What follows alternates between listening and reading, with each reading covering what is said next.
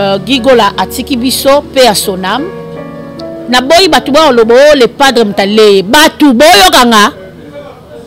Oya koloba ke faire mtalier Gigola boye banga na oyela bino. Gigola kufi ye moka yebina atambola ki. Mais tokolo bateke to ko condamner awa parce que asa kufi to lobaka ke amna e trouver paix pour asa mutu tozaki na ye eza pasi ko kabwana.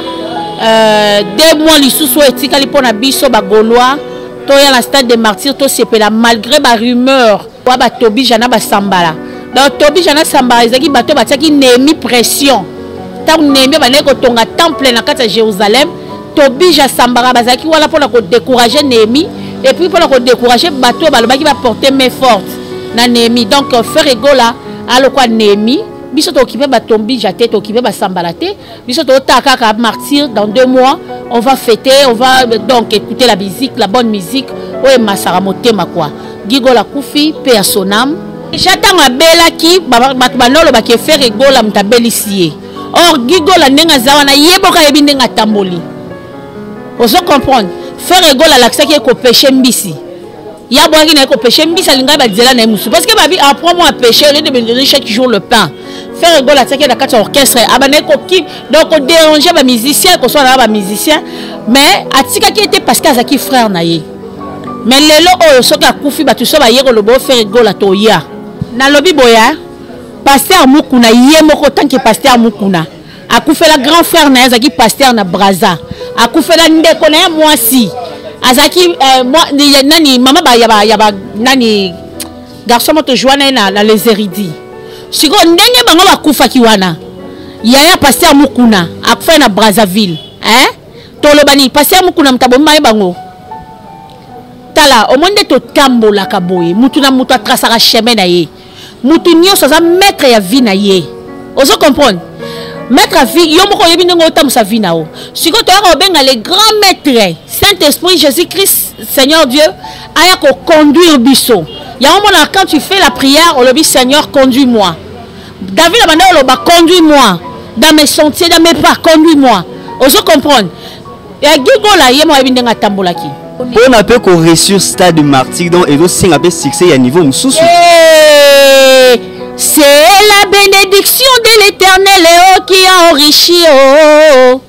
Elle ne s'est fait suivre oh d'aucun chagrin. Tina nini baninga pepo na nini nga na kota bonganga eh. Ngai nakanga masena Yesu yende mopesi na nyoso Faire Egola ya papa oyaya yele Faire Egola babenga ke Jésus de Nyon c'est ko ya mwana nzambe taka muto atamwa na sambula akita boy na aéroport mbula bana aéroport tina ndako tina stade de martyrs tina pays du peuple mbula Isaac News Télévision l'homme simple José Young Pakistan ma bien, ni l'image. Il y a un temps pour toutes les choses dans ce monde.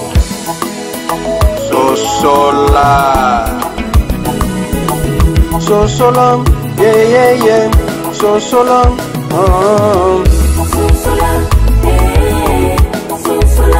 Bonjour à tous nos très chers fidèles téléspectateurs d'Isaac News de télévision et je vous dis bonjour et puis bienvenue. C'est bien et bien votre humble présentateur de cette émission Éveil du peuple sur E-News Télévision au nom de Plati Lukaou, l'intelligence au service de son travail. Wana na pesi longonia mingi mingi koleka na ba fidèles téléspectateurs ya chaîne Oyo owapi ba pesaka toujours biso confiance ya kolandaka ba émission nyoso auto koti la bango na kata chaîne Oyo.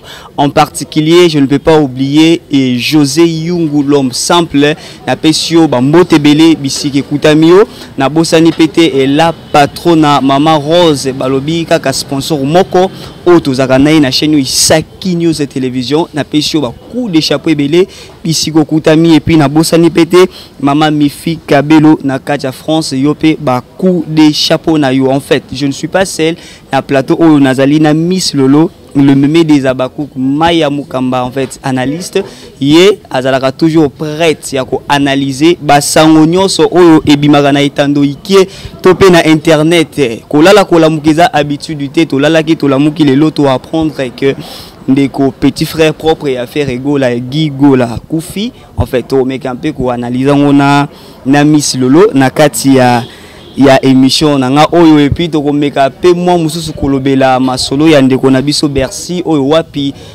appartement na ye na Lopoto ici ka fandaka et pelaki moto et puis sortie officielle il y a clip ya mwana mboka Fally Ipupa Mayday oyo wapi et bimaki déjà lobby mikolo oyo uti koleka to komeka mpe ko analyser ngona mozindo na Miss Lolo le bébé des Abakou que moi ya mukamba en tout cas na ko singa kaka juste na mutu nyoso kolanda émission o na ebandeli ko zapete landango vraiment tina suka bokozala satisfait. Alors je ne tarderai pas de dire bonjour à mon invité Miss Lolo et puis bienvenue. Bonjour Plati Lukaou, bonjour à tout le monde. Au Barozwa Libakou ya Rolanda biso na Isaki News Télévision. Abonné la biso sur Isaki News Télévision na pesi nombote. Bonjour à mon vieux, l'homme simple José Yungu Motomoro bien, à maman Rose. Babiye penyande mtasimbi masolo. Maman mifika belo tobe la rayo yebi, maman mifika belo na pesi yombote. Les Abakou qui sont sur le monde entier, je vous salue et je vous aime énorme. Bonjour à ma maman chérie, maman Garda Kidinda, maman Mote, maman Lamou, maman prophétesse, maman Ayemba Rabanze, moi ça édifié. Bonjour à mon pasteur José Kanye Babou Kassa, ma maman chérie. Bonjour à mon vieux Clo Manzambi de Bundes. Bonjour à maman Elimbizi, maman Afi Mayemba. Bonjour à maman Yvette Pemba. En France, je vous aime énorme. Bonjour à président Josué Yoshua, le président de tous les Abakou. Tonton Hervé Les Sages, je te salue. Tonton Snipinga Tata, moi aussi, je vous salue aussi. Je salue aussi tonton Irano Kiala. Et surtout félicitations à la grande dame Masteranga Moko Soginge Basel Bala Kitoko. Donc Somo na ebisu ezaki kano waouh, félicitations na yo et puis na bof na biso ya surcir. Merci beaucoup. Merci beaucoup en tout cas toko mais la tepo to fongola déjà masolo to banda na sango o eza un peu ya mawaya triste ndenge na lobaki ne bandelike kolala kolamukiza habitude te. Tolala kipe tolamuki toyoki ke sango ndeko na biso Gigola a Koufi toyebi ke mwana mboka faire Egola atikali na 2 mois pour un concert na Stade de Martyr. Donc 2 mois il y a préparatif il y a concert il y a Stade de Martyr directement lié bimi na katia famille. Donc ils ont dossier moko européen ko fongola pe parenthèse totrotion na ba sens mususu na Italie préparatif il y a faire Egola. Donc analyste comment pouvez-vous analyser cela? Bon, d'abord, paix à l'âme de notre frère Gigola. Eza destin, eza nzela na biso nyonso. Ye a tracé qui chemin na ye. A koksi mikolo na ye na sena moi. To condamner mutute, pe to ko accuser mutute ke mutaleye parce que mutu na mutayebi ndenga tambolaka. Na vie il faut avoir des il faut avoir ba projet moko ya bien, il faut avoir ambition kitoko, il faut peu tambola bien. Donc Gigola atiki biso pe à son âme. Na boyi batu ba lobo le padre mtale batu boyo kanga. O ko loba ke faire mtale Gigola boye banga na oyela bino. Gigola Koufi ye moko yebina atambola ki. Mais to loba te ke to ko condamner awa parce que à sa Koufi to loba ka ke amna e trouver paix. Pour ça mutu tozaki na ye eza pasi ko kabwana 2 mois lisusu etikali pona biso ba Gaulois to ya la Stade de Martyr to sepela malgré ba rumeur o batu bazolinga ba bebisa concert ya ferré na obenga bino ka ba tobi jana ba sambala donc tobi jana sambala ezaki bato batiaki nemi pression tant nemi ba neko tonga temple na kata Jérusalem tobi ja sambala bazaki wala pona ko décourager nemi et puis pona ko décourager bato balobaki ba porter main forte na Némi. Donc faire Egola alors quoi Némi biso to occupé ba tombi jaté to occupé ba sambalate biso to taka Martyr dans 2 mois on va fêter, on va donc écouter la musique, la bonne musique oye masara motema quoi. Gigola Koufi paix à son âme to ko sala loro te to ko kangaliwa te muta desidaka muta Koufi za nzambe parce que nzamba tuni biso y arrive-t-il un malheur dans une ville sans que moi l'Éternel Dieu en soit l'auteur. Donc si Gigola Koufi et Zanzambe mtalongoli amnaye na sena moi ba condamner faire été ba accuser été na ba accusation inutile. Donc c'est ça.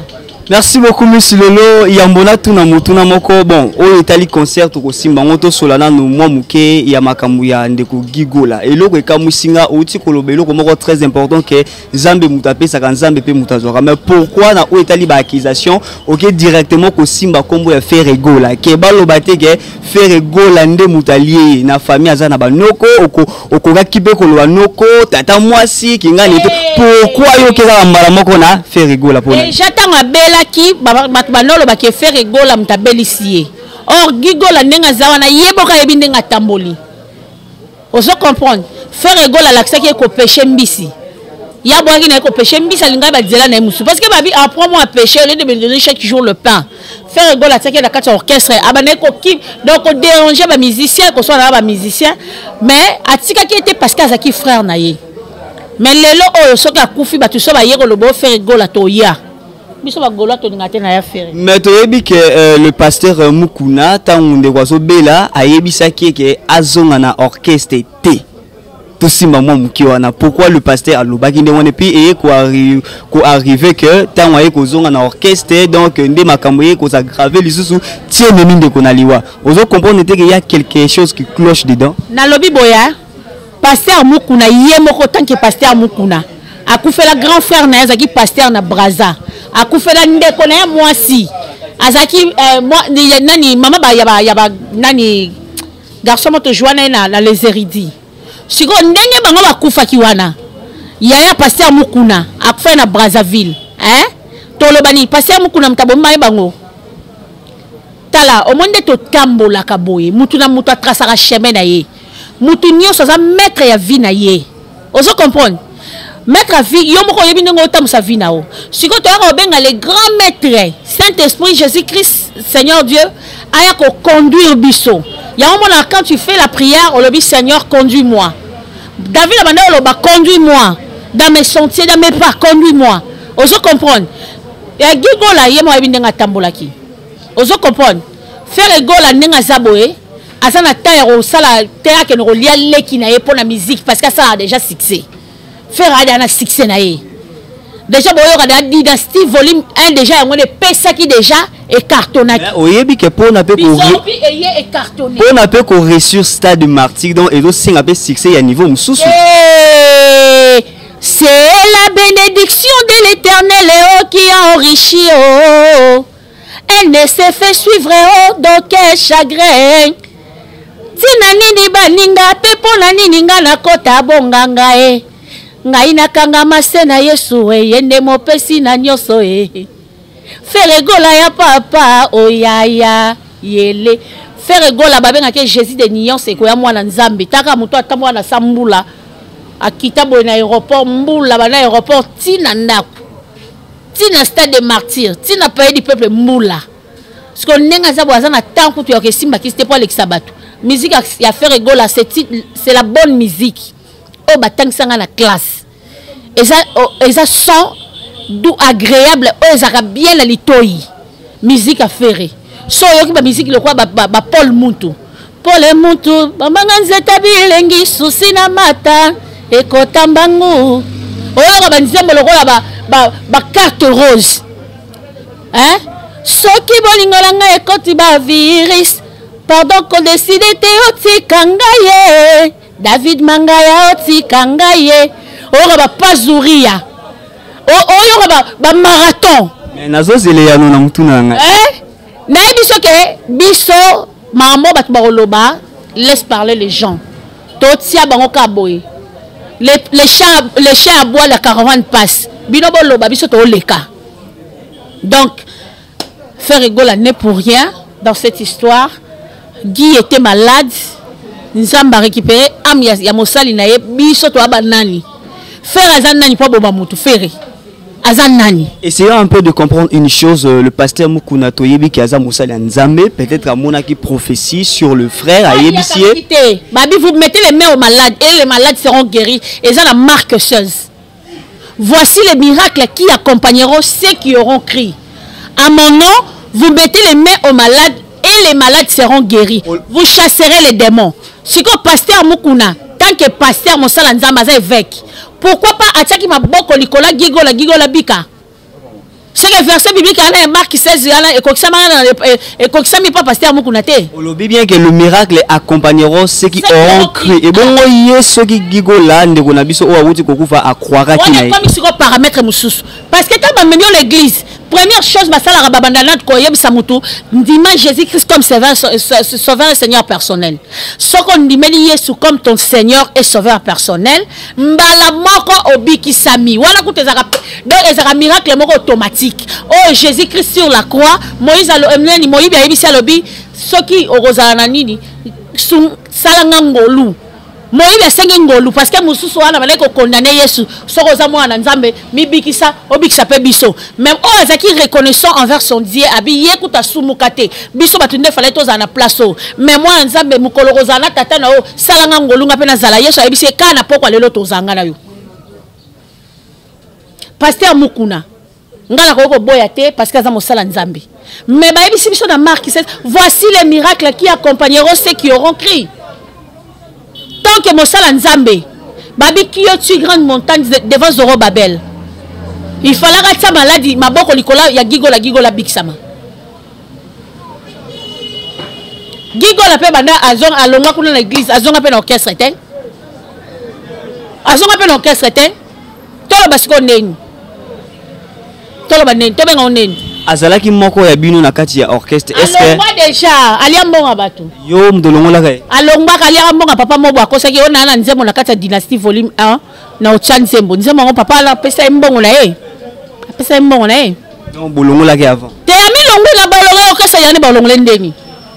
Est-ce que na moment ya maladie bo tant que ndeko na bino na kati ya orchestre est-ce que bo bandaki ko en fait na ebi question na ngaka ndaite yana kendaki Miss Lolo mais répondre nga tena lobi ke ngala kendaki te pona ni tena kendaki na kendaki yo ebi déjà ke ngabi mana pasi et bon siko ndeko na ye papa Hervé est-ce que tant ndeko abandaki ko bela il y avait aussi des moments où ya bandaki ko landela état de santé ya ndeko na ye du jour au jour on va faire égola baba jara babato sora kabelu ya olobate aya tangate to sora sa muto olobate c'est son frère akolinga jamais ndeko na ye azana pasi azana bisengo osepela na ngote azana ndeko na ye faire égola sungaki ye mais moi to akobeta ngo tangwa ke ngaye na sala ka boye te osangote. Bon Nzambe a décidé à kufa kaka avant 2 mois ya concert de martyr.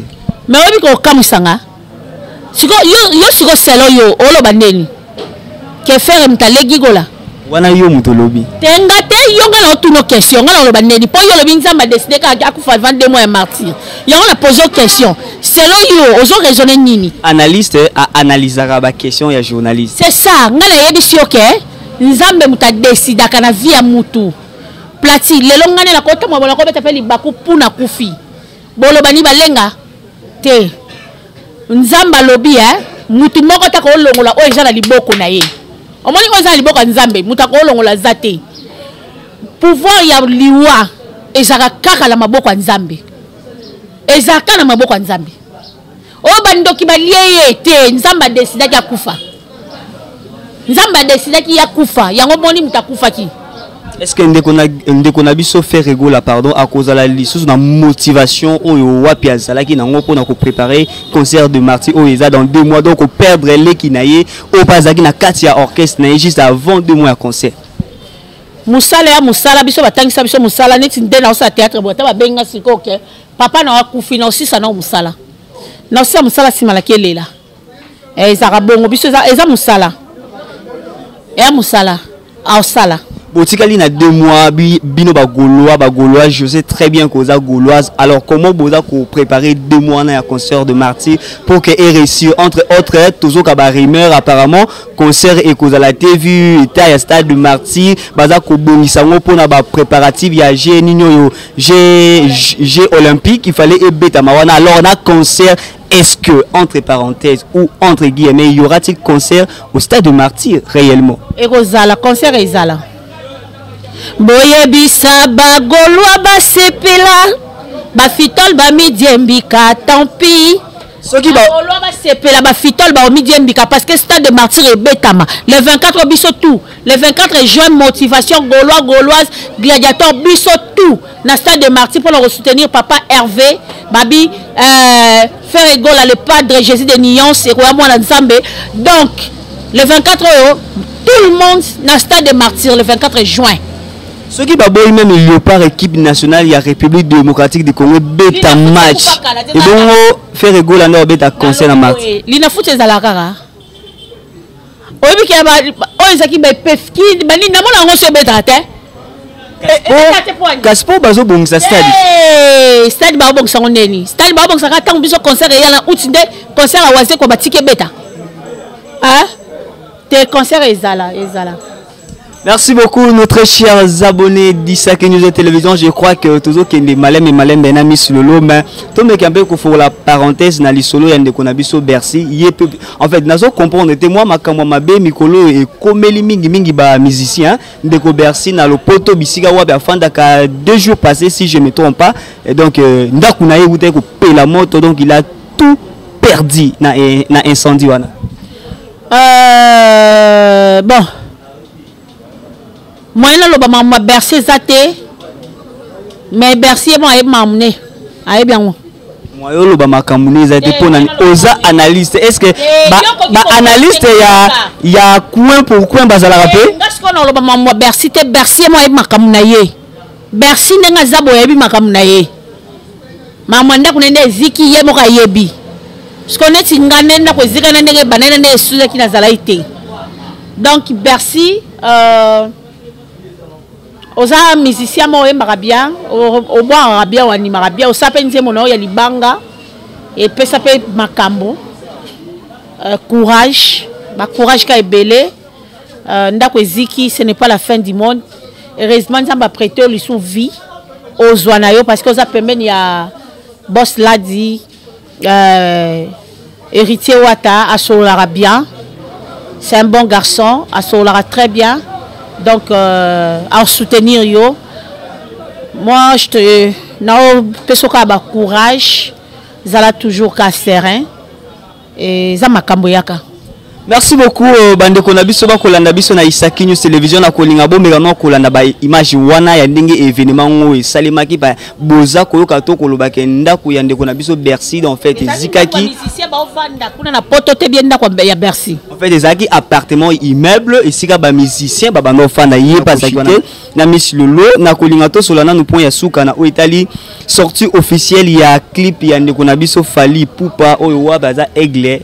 Donc aza pena likolo makasi je crois que Miss Lolo oye bien malamu clip na kombo ya Mayday et uti kobima mokolo ya lobby donc je crois que eko zala dan impact ponde kwa ngwa za dan impact ko sakanate donc aza pena top ba analyse na yo donc analyste wala ntia moni Mayday eza clip na bibembe nsema na oka ngominga bibembe makamuni no loba na lobi nsema na oka ngominga bibembe nze munini yo yoka na bibembe oyo lobi wala ngana lobi Mayday yo siko lobi ni na bien monté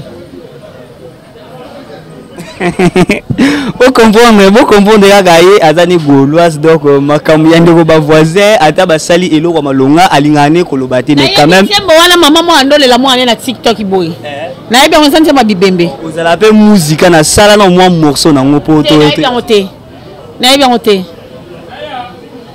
na bika banzema na biso date nini ya faire égolate date nini banzema na biso ka kitele mandayo yango déjà date nini ngai na ka ebisa bagolwa basepela bafitol bamidiembika tant pis mais quand même il faut qu'on appelle reconnaissant na muninga to uti komona reconnaissant à salelanga nini pendant reconnaissante envers mon Dieu oya pesa nga souffle de venir la telemi bona tamboli eza pona falite nzambe mutala musinga nzambe muta permettre nga na koma ti place na komia je crois sanga na reconnaissante envers qui quand même ben akondima muninga ta zo sala eloko malonga il faut qu'on dise na ka musique na yete donc na censé on ndima ngoka mais quand même ozoyo ka ba explore sala ngala yebi ngote ozomo atape na bilili ozomo na te natala ka falite conseil ya vie et ya mbonga makasa uti ko beta ba mposo leki obino na ngobeti te concurrence na biso to beta na musique batu ne ba sepela ozo comprendre oko ko ambale no public mais ande na message ni ozo pesa Faire Egola, aza intellectuel, aza musicien, ou ayembra musique, il y a bien, moutafani boyoki. Yo, tu sanga folie nandeni. Oh, tu sanga nandeni. Oh, lui, sanga la makasi d'abonanga. Miss Lola Lobi, abonné, en tout cas, ma fidèle abonné à Isagi News Télévision. Je crois que Boza ko sebe la émission. Miss Lola, carte rose. Carte rose, bon. Maman Denise Motema ya Fachi. Maman Denise Motema ya Fachi. Béton. Maman Tout ça là vraiment sincère. Na top les padres. Les padres de moi. Moi I love you. Na top 5, il y a ba meilleur musicien congolais. Oyo pena ba koki ko classer bango sur le plan africain, hein? Donc na 4 il y a top 5 kaka 5. Meilleur chanteur africain c'est Faire Egola. Et répondre à la question na lobi meilleur 5 meilleurs musiciens oyo pena na continent africain mobimba ba koki ko considérer donc bata ba meilleur mais ba congolais. La banda Faire Egola, Cindy Leker, Héritier Watanabe, Maître Gims Dadju. Gims na Dadju baza na kati ya Congo. Non, Miss Lolo répondre à la question na ngai. Bon, na bongisa motu na kasi. Ba o bafanda na Congo, bazo sala musique na bango na Congo, les 5 meilleurs au Afrique et koki ko reconnaître. Na on la vie na Kofi, de mettre les doubles de mer pour y avoir des légendes. Yé le ngolé gazapa. Faire Egola, Cindy Leker, hein? Bajibe baza bango baza ba génération. Bango te. Bango likolo. Bango baza lelo. Zana musicien nyongo emba sou bien. Bila ba musique. Héritier Watanabe. Fabrigaz. Nana nyo. Mbanda nanga simbi touche. Omoni siko wane komi kimuta mabe. Wane komi kimutema mabe. Boya nina mbanda no pa. Wane komi kimutema mabe. Tato bakitanga na foni kaka mbanda nanga simbi touche. Mbanda nanga simbi touche. Pandeko ba kolanda biso, je crois que pour kolanda eloko Miss Lola salinga kamusinga makasi mais wane komi bina kimuta mabe. Opinion ya mutu basala ngo débattre. Eza opinion. Yo po na yo fali pour baza même na se ya ba oyo uza koyemba wana ba Cindy Leker. Ba ba pona fali tunaye. Ngalo ba pona Fere. Jo yamba muta fali tunaye. Atabula moko ya ndeko wana yo. Le jour oko yamba mutu o alobaka pona fali tunaye. Ngalo ba pona Fere. Na tangelo 5 meilleurs musiciens au 5 matin. Bon danyo bien filé mama be. Mais toyebi sur le plan international mutu ba kontaka ya yambonde ezaye oyozo boya. Ah voilà sur le plan international hein. Même mondial si je peux aller plus loin. Te ya tika lokuta. Tika ya. Ba featuring na ba grand star tout monde a kelonga. Tika. So que senga muningo bosa featuring mabezap. Ba disque d'or tout monde a kelonga. Bon mettre yo opesanga kana mettre gimsa bimisa na diamant. Mettre gimsa abimisa ba disque d'or na diamant. Abimisa ba disque d'or, il y a platine, il y a argent, il y a diamant. On se comprend. Donc, ngala édition qui Faire Egola meilleur chanteur d'Afrique. Même Papa Wemba Kutu a payé le coup moi le que meilleur chanteur Faire Egola. Faire Egola na katina oyoka Papa Wemba, oyoka mené Pepe Kale, oyoka Madilu système, oyoka ba bonne musique. So qui na kolela pizoli na ngai balobi nde boko pangusa. Ah Faire Egola le padre. Jésus de Lyon. Merci. Merci beaucoup, toujours qui n'a rochité et je crois que Michel est vraiment très kitoko juste moi qui suis à Souka mais qui un peu colimo les labiso ni les autres collègues réellement entre Maître Gims na Falipou. Té, Maître Gims à l'icolo. Maître Gims en tout cas Maître Gims à l'icolo à niveau ya mondial. Ngana tuni ni les autres entre bango mibale ba welini. C'est platinga qui tournage. Na habité.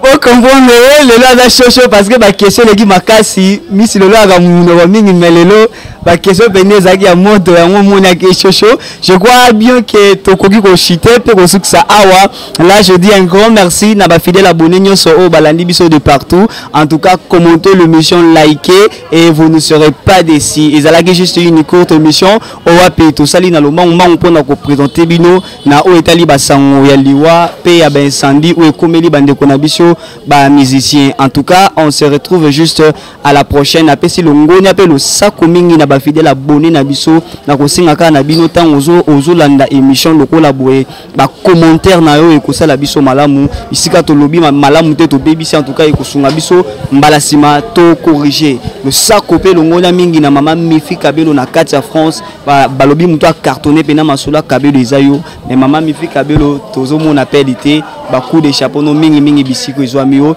na bosanité José Yungo l'homme simple pe mama Rose la patrona. En tout cas bo commenter mission botalango kino na suka boza pété tout le monde a un numéro où ezako ya na antenne ezalaki bongo platine ou votre humble présentateur de cette émission Éveil du peuple. On se retrouve à la prochaine. Bye.